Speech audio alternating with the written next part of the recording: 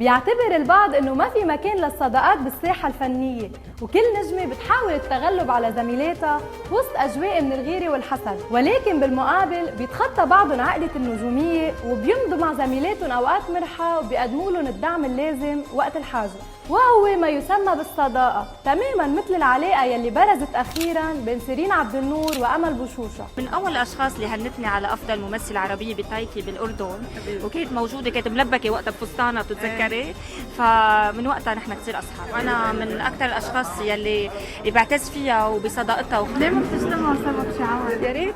يلا المنتج هلا اكيد بيكون سمع واخذ فكرتك. احوق تعالوا. انت جبتين عند اكثر ثنتين بحبهم هولي، ما هدول ما برفض لهم طلب. ايه طبعا. هاي عين وهي عين. وفيما يخص التريو يلي شكلته مع عابد فهد وماجي بغصن، بتقول سيرين حلو، والاهم انه مش انا كيف ملاقيه، مهم العالم كيف ملاقيين الثلاثي. بشكر الله انه الله وفقنا سوا وان شاء الله على طول.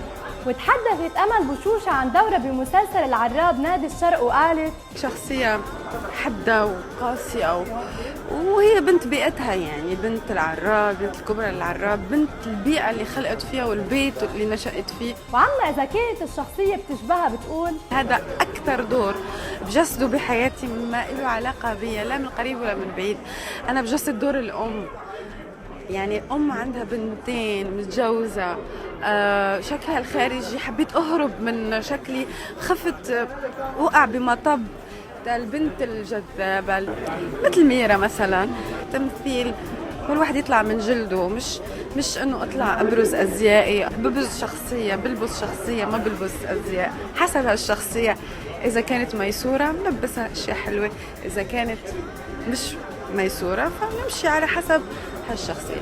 فانا حبيت روح هالشخصيه يعني اللي هي عليا وابدا ما بتشبهني. وعن عودتها الى جمال سليمان بعد تعاونهم بمسلسل ذاكره الجسد بتقول هالمره الاستاذ جمال هو يلعب دور الوالد.